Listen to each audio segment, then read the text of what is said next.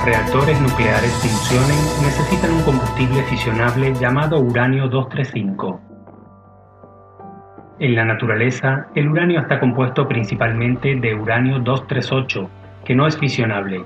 El uranio-235 representa solo el 0,7% del total. Por lo tanto, el uranio-238 debe ser enriquecido. Para ello, el U-235 se separa del U-238 mediante una centrifugadora de gas. El uranio en forma de gas se introduce en la centrifugadora que gira a velocidades extremadamente altas. Los dos isótopos de uranio se separan bajo el efecto de la fuerza centrífuga. El U-238, que es más pesado, es empujado hacia los lados, mientras que las moléculas más ligeras de U-235 permanecen en el centro del cilindro. El gas agotado en U-235 vuelve a la etapa anterior, mientras que el gas ligeramente enriquecido en U-235 pasa a una segunda centrifugadora para someterse al mismo proceso. La operación se repite en decenas de centrifugadoras instaladas en cascada para obtener uranio-235 enriquecido a un nivel de 3,5 a 5%. Esta es la concentración necesaria para impulsar un reactor nuclear. El uranio enriquecido al menos en un 90% puede ser utilizado para fabricar armas nucleares.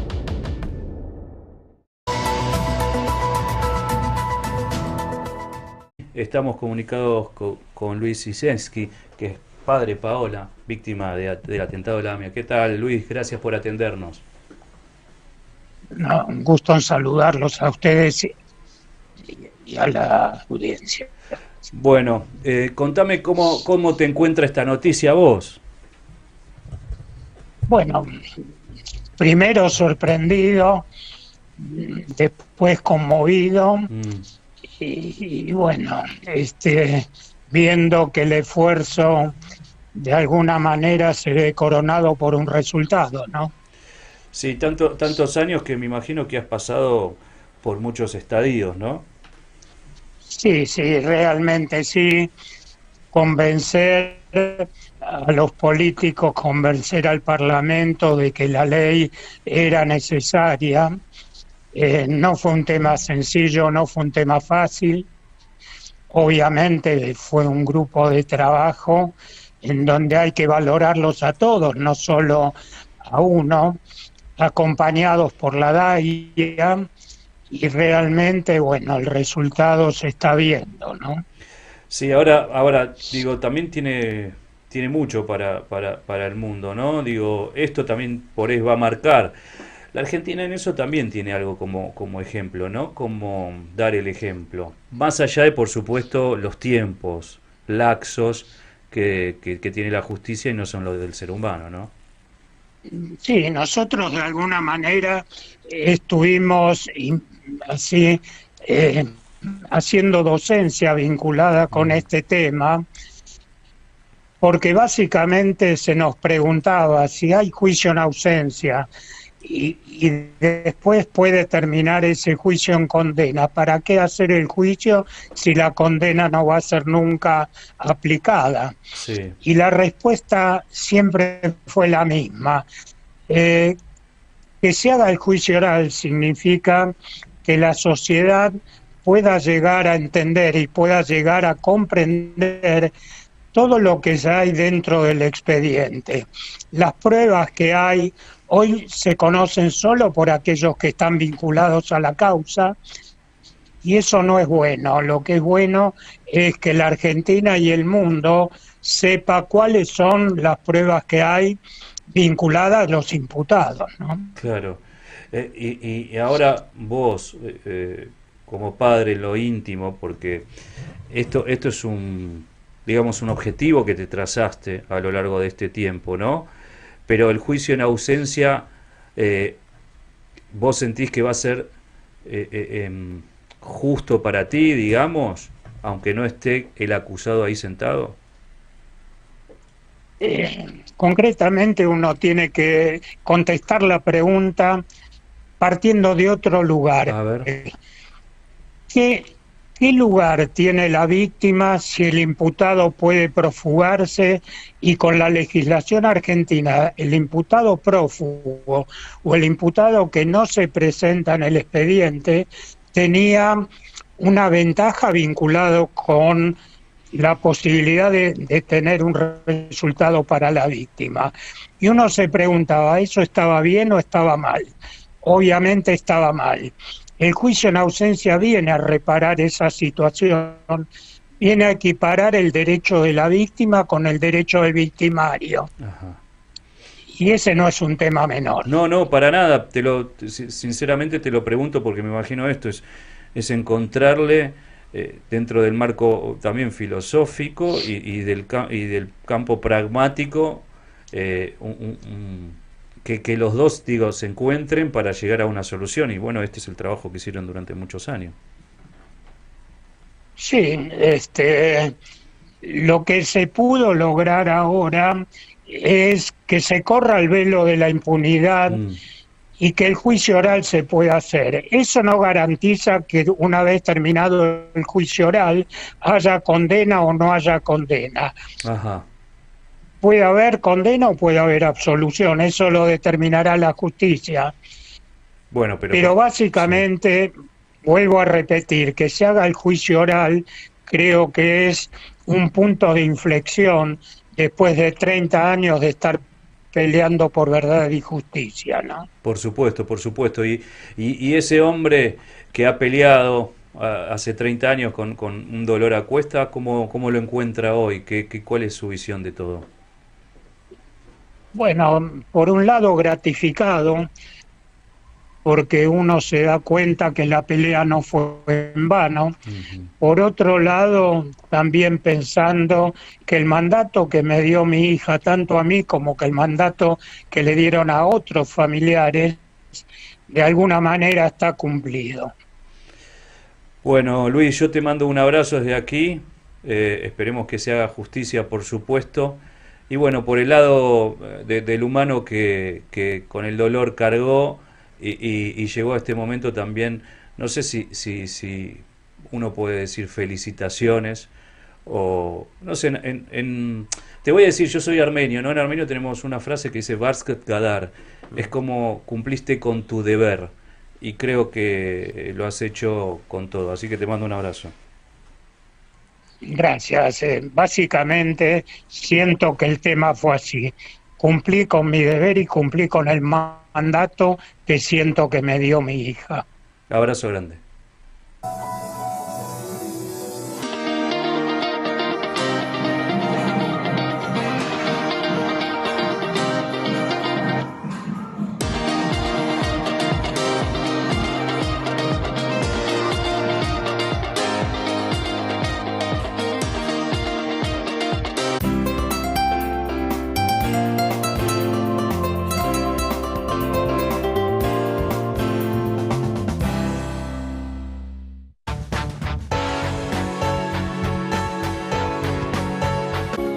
Pinturería Yanina le da color a su vida. www.pintureriayanina.com.ar.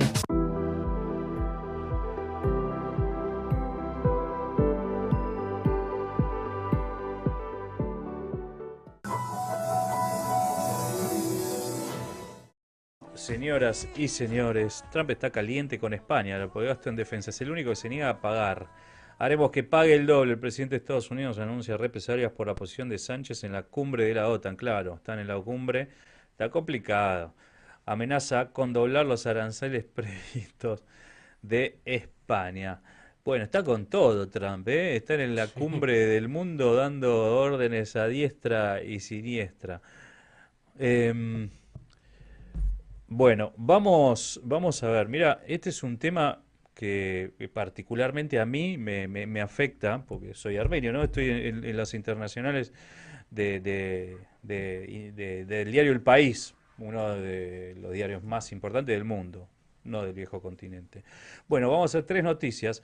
Trump anuncia conversaciones con Irán la próxima semana. El presidente de Estados Unidos compara el bombardeo en las instalaciones nucleares iraníes con Hiroshima y Nagasaki, que acá, no sé, ayer también estuve leyendo justamente en el país que los asesores dicen que no salga a envalentonarse tanto con esto porque hay informes que todavía no están claros. Le dicen poco de cerrar la boca. La OTAN aprueba elevar el gasto en defensa al 5% del PBI. el mayor aumento de su historia. Y aquí, detenidos en Armenia, un arzobispo y varios dirigentes opositores acusados de conspirar contra el gobierno. La policía registra 90 domicilios y se incauta de armas que los detenidos iban a usar presuntamente para cometer atentados. A ver, y esto sí lo puedo aclarar, porque hay una cuestión con Armenia y su primer ministro, Nikol Pashinyan, que llegó al poder por la revolución de Terciopelo, la gente lo votó. Lo que sucedió con este primer ministro es que de alguna forma le sacó el poder a la oligarquía y Armenia se transformó en un país, era democrático, Sí. pero había una oligarquía que manejaba el país. Entonces de esta forma, este primer ministro se popularizó democráticamente. Después vino la guerra con Azerbaiyán, por el enclave de Nagorno-Karabaj, guerra que perdió este primer ministro. Entonces una parte de la diáspora, de la gente armenia que nació en el exterior, decía, bueno, perdió una guerra, se tiene que ir. Astutamente y políticamente correcto en sus tiempos, esperó, se presentó y ganó nuevamente, o sea, la gente lo volvió a elegir. Ahora, ¿qué sucedió? La pérdida de este territorio, Nagorno-Karabaj, ancestralmente armenio, con más de 150.000 pobladores armenios, que data de mínimamente entre 2.500 y 3.000 años, porque hay presencia, porque hay iglesias, porque hay vestigios, porque hay castillos. Bueno, los armenios, después de la guerra, firmaron un acuerdo que ese lugar, esa región iba a ser protegida por los rusos. Lo cierto es que 2 años después los armenios se vieron invadidos y perdieron ese territorio. Por lo tanto, Rusia, ante los armenios, que por supuesto fueron socios, digamos, en la época soviética, Armenia era parte de la Unión Soviética, se sentían traicionados, abandonados. Tal es así que a los turcos en Armenia le dicen, a los rusos, perdón, en Armenia le dicen los turcos blancos, porque tenés los turcos, que los armenios, acordemos el genocidio de 1915, y después tenés los rusos, y a los rusos le dicen los turcos porque son blancos. Entonces, los armenios, el poblador común y normal, no quiere a ninguno de los dos, pero después de esto, Armenia empezó a alejarse de Rusia y se acercó a Occidente, se acercó a Europa, se acercó a Francia, también Estados Unidos se acercó por el tema de la guerra de Ucrania, entonces veía como un lugar de influencia Armenia, quitarle un jugador a Rusia, y así fue como, bueno, hubo un montón de acuerdos con Estados Unidos, con Europa, y esa es la tendencia, lo que Armenia quiere,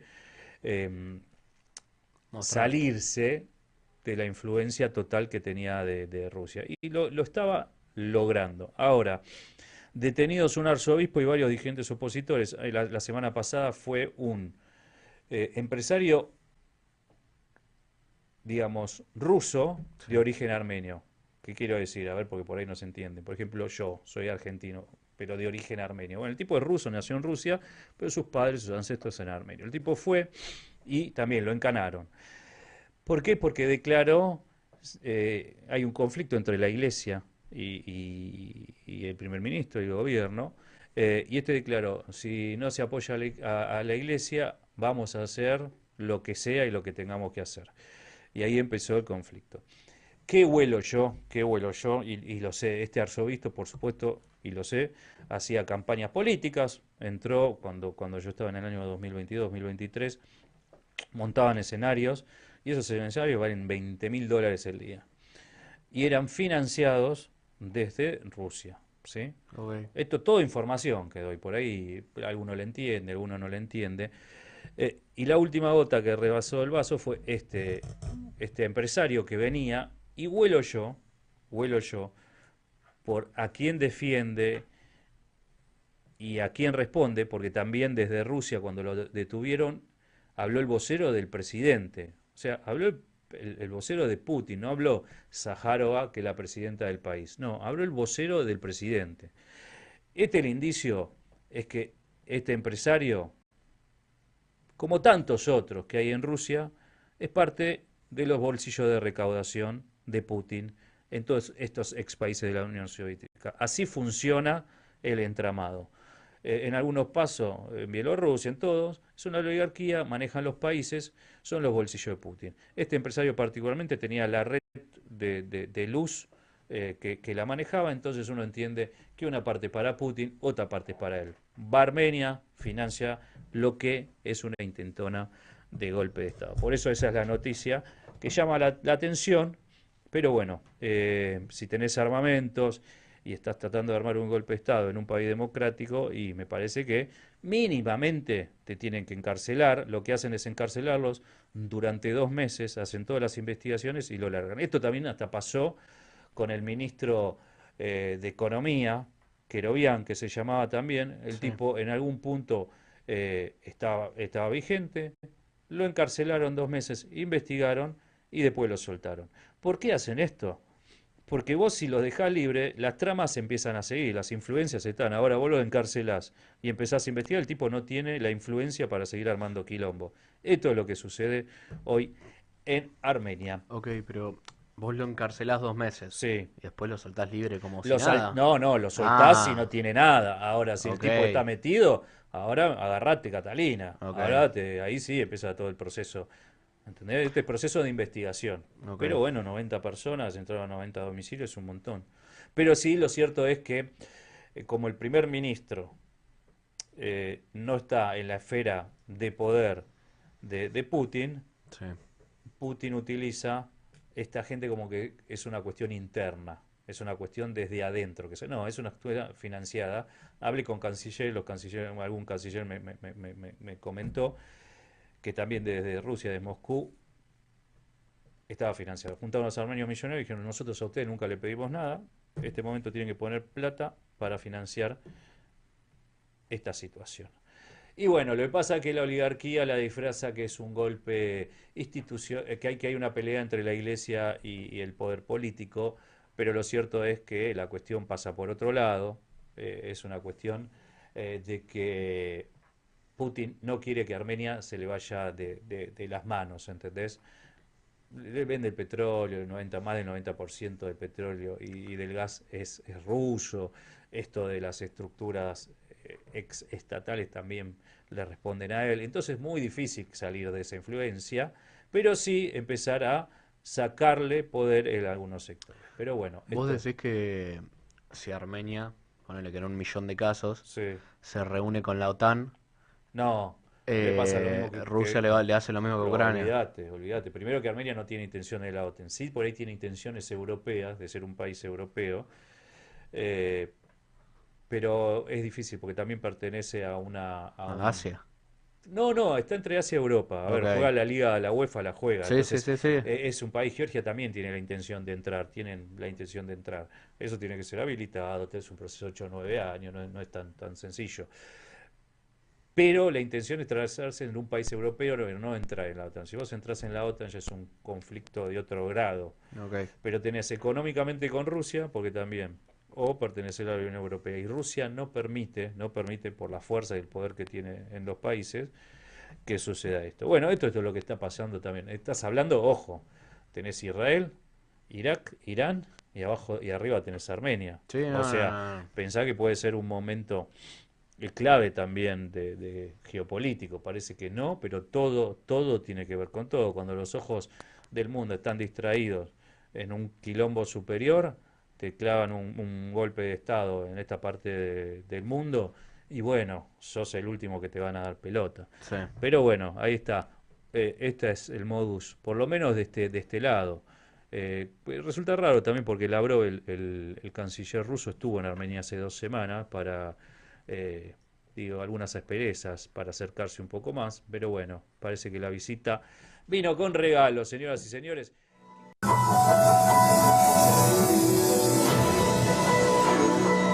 Desde 1978 nos dedicamos a la comercialización y procesamiento de vidrio plano en Argentina. Calcillán es fundamental en los proyectos donde el vidrio es protagonista. Desde residencias particulares hasta universidades, aeropuertos, centros comerciales y mega emprendimientos inmobiliarios.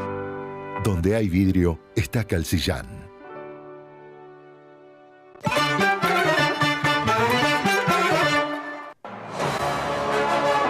Noticias de la República de Armenia en idioma español. Viceprimer ministro, el desbloqueo neutralizará el 40% de los riesgos energéticos de Armenia. Nikol Pashinyan, el plan para nacionalizar las redes eléctricas de Armenia está listo. Ararat Mirzoyan se reunió con el secretario general de la Organización de Cooperación de Shanghái. El secretario general de Cancillería de Armenia se reunió con el vicepresidente de la Conferencia de Seguridad de Múnich. Armenia y Alemania discutieron sobre su cooperación en las esferas política y económica. Armenia reafirma su disposición a firmar un acuerdo de paz con Azerbaiyán. Bahagan Kostanyan, Turquía evalúa constructivamente la visión de Armenia sobre el desbloqueo de las comunicaciones. Bahagan Kachaturian y Caroline Reginat discutieron sobre proyectos implementados con el Banco Mundial. Comienza la reunión de ministros de Asuntos Exteriores de Armenia y China en Pekín. Arzobispo Bagrat Kalistian imputado. Se le imputan los cargos de planificación de terrorismo, disturbios masivos y toma del poder. Fue arrestado bajo una medida cautelar y durante ese periodo deberá comparecer ante la justicia. Inicio del proceso penal en base a declaraciones del arzobispo Michel Ahapagian. Es necesario un golpe militar en Armenia, sostuvo. Comité de investigación descubrió nuevas pruebas que confirman acciones de líderes del movimiento Lucha Sagrada. Pashinyan, los agentes del orden impidieron un plan grande y peligroso para desestabilizar Armenia y tomar el poder. Peskov, el acuerdo entre Ereván y Bakú es necesario para la estabilidad y seguridad de la región. Secretario General del Consejo de Europa, debemos avanzar en el acuerdo de paz entre Armenia y Azerbaiyán. Grossi, no se registra contaminación radioactiva en países vecinos a Irán, en caso de Armenia. Se añadió una piedra conmemorativa de Rafael Lemkin en el muro del Memorial del Genocidio Armenio. Embajador Armen Khachatrian y presidente del Grupo de Amistad Francia-Armenia discutieron sobre la agenda bilateral. Armenia elegida como miembro del Comité Intergubernamental de la Convención de la UNESCO de 2005. El primer ministro de Armenia discutió sobre promoción de inversiones con la Cámara de Comercio de Estados Unidos. Armenia e Italia firmaron un acuerdo de cooperación en la protección de derechos de personas con discapacidades. Y allí podemos ver los 3 días que en la calle Sagrián se celebra los días del vino de Ереван. Я пью вино Хароса. Мне порекомендовали, пробую, одобряю. Մեզ բնական պրպրունգինի լալվարի խաղից, որը տավուշի շրջանից է։ Так, а вот это хороший вопрос. После вайн.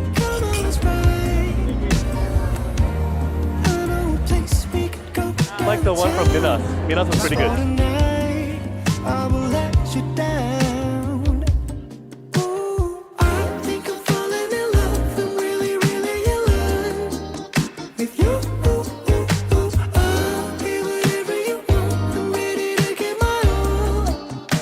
Tell me, baby, if you feel like spending some time, I'll bring some snacks and some wine for you.